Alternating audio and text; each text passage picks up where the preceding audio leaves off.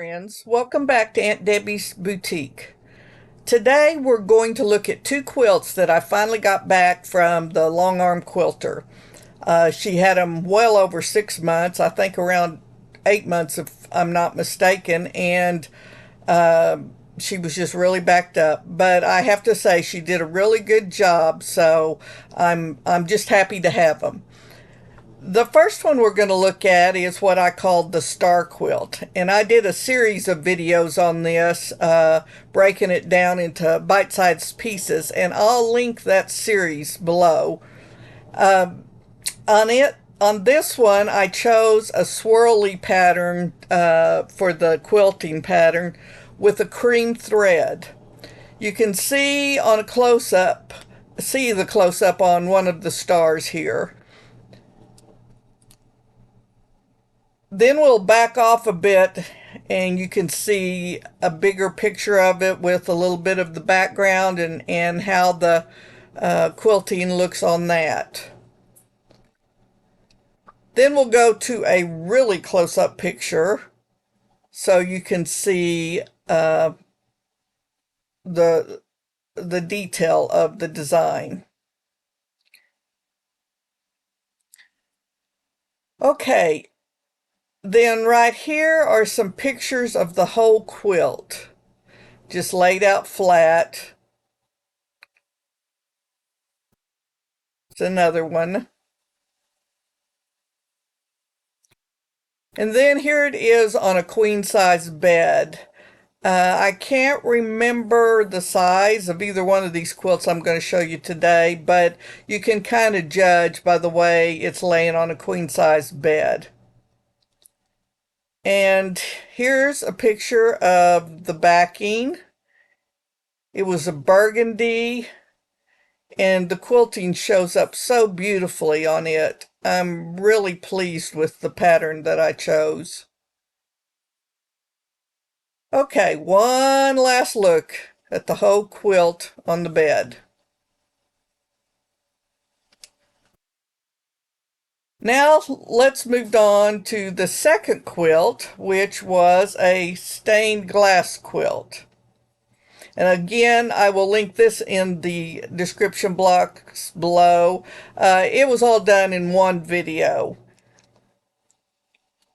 I chose a modern design. It was a new one that the Longarmer had just gotten, and I'm really pleased with it. From the side, it looks like little houses with rooftops. And the way it fell on all the rectangles on there almost makes it look like it was custom quilted. It just really pops on this quilt. I chose yellow for the quilting pattern, and seems to be a good color to kind of not show up too much. I wouldn't want like a black or anything on it, or even a white, but it kind of blends in with some of them and shows out a little bit more on others. Okay, here's an even closer look.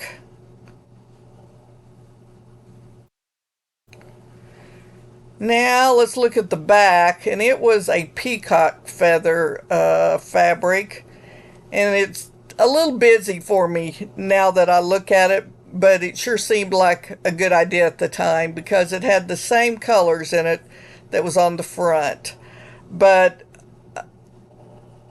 it looks almost like a totally different quilt on the back. So I guess my sister, who is the recipient of this quilt, can flip it over and use the other side if she'd like. But because it was so busy, it's really hard to see the quilting on it, and I do like to see the quilting. Okay, here's a picture of the entire quilt.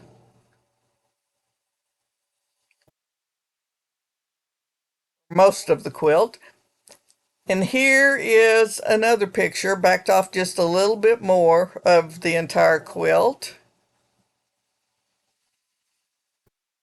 And I put a black binding on this one. It just framed it out real nicely. And now here it is on the same queen size bed. It's my sister's at her house. And the first quilt is going to her daughter, my niece. And this one's going to my sister.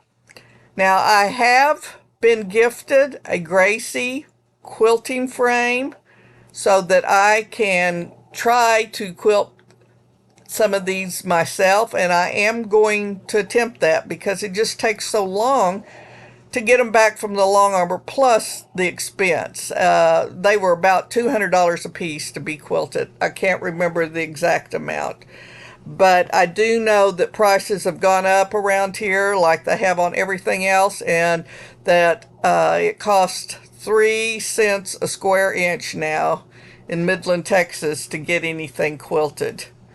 I was in Denison, Texas last weekend, and where my sister lives, and went in a quilt shop there, and they said it wasn't that expensive there, although they didn't mention how much. So I believe it was called the Quilting Asylum that I was in. It was a really nice store. If you're in the area, just north of the Dallas area, stop in there and give them a little business. One other thing I want to mention before I sign off is it's getting to be holiday season, and last year during holiday season I did a whole bunch of holiday decor videos on things like placemats, table runners, wall hangings, pot holders, all sorts of different things, and I did them for let's see, for Halloween, for Thanksgiving, and for Christmas. So if you're in the mood to sew some of those things, you might go check out my Etsy store, because I did create patterns for most of them and put them in my Etsy store. They're usually around $2 and a half, the patterns. They're not very expensive. I just charge enough to break even in my Etsy store. It's definitely not a money-making venture. It's just a way to provide you with some of the patterns. So check those out, and there is a video to each one of them, and it's linked on the patterns if you purchase them, or you can just search on my channel for Christmas, Halloween, or Thanksgiving, and you will probably see all those videos should pop up. Okay, I think that's all I have for you today. I am working on 2 quilts and fixing to start a third one. You saw last week that I started the village quilt, and then I also have going, I think it's called Bud Bouquet floral quilt, that I happened to find the rest of the fabric I needed in Denison this weekend, and so that video should be up before too much longer. And then I'm going to start a third one here pretty soon too, so that maybe I can provide videos a little more frequently. I'd like to get back to once a week. All right, I hope you enjoyed this. If you did, please like, subscribe, comment, share, whatever you can do to help this channel.